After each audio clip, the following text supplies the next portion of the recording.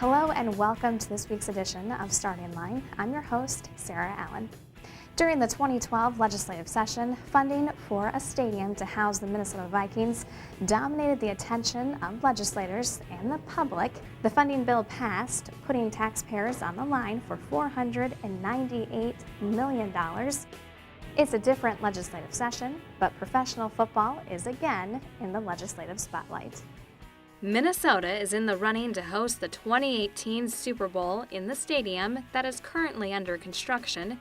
It's not uncommon for host cities to offer tax breaks to the National Football League, such as sales tax exemptions on game tickets and other game-related events.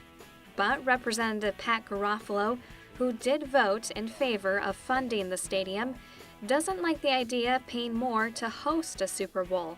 He sponsors House File 2433 that would prevent any additional public subsidies besides the state's funding share of the stadium to host the big game. It's our starting line bill for the week. Thank you, Representative Garofalo, for talking to us about your bill. Can you explain it in more detail? As everybody knows, last year, or 2012, we passed a bill to build a new stadium for the Minnesota Vikings.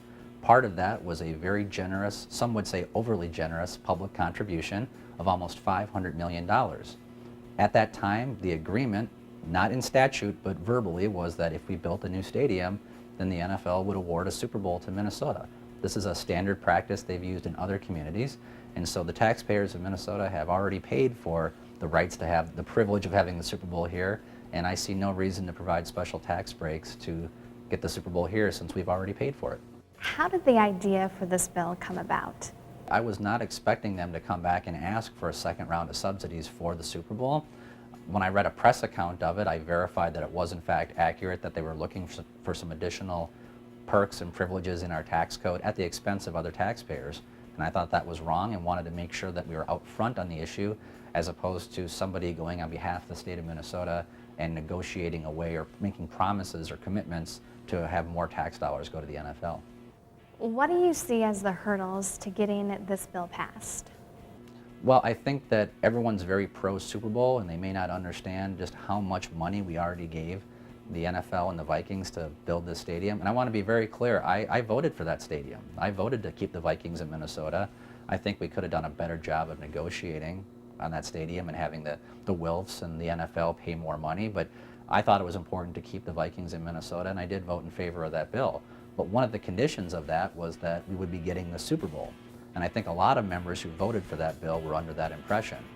Let's check out the plasma screen to see where House File 2433 has been and is going in the legislative process. It had its introduction and first reading. It was referred to the House Government Operations Committee.